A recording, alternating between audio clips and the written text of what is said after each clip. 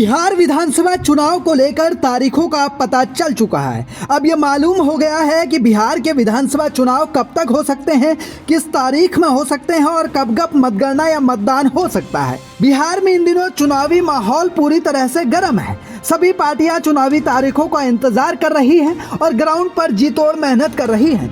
कांग्रेस जहां राजद के साथ मिलकर इस बार बीजेपी को बिहार से बाहर करने की तैयारी में लगी हुई है, तो वहीं बीजेपी भी कांग्रेस को और राजद को हराकर फिर से सत्ता में विराजमान होना चाहती है।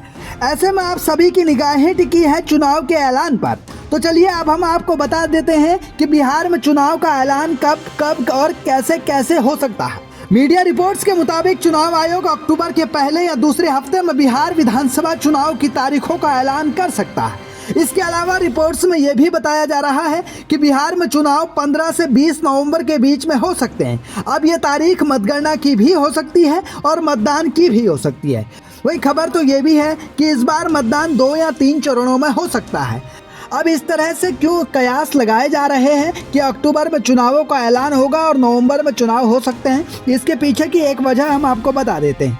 दरअसल चुनाव आयोग ने अपने SIR के तहत मतगणना सूची का काम पूरा कर लिया है, इसलिए अब कहा जा रहा है कि चुनाव आयोग अब फ्री हो गया है और अब वो चुनाव करवाने के लिए तैयार है। ऐसे में अक्टूबर के शुरुआती हफ्तों में ही चुनाव का ऐलान होना संभावित बताया जा रहा है।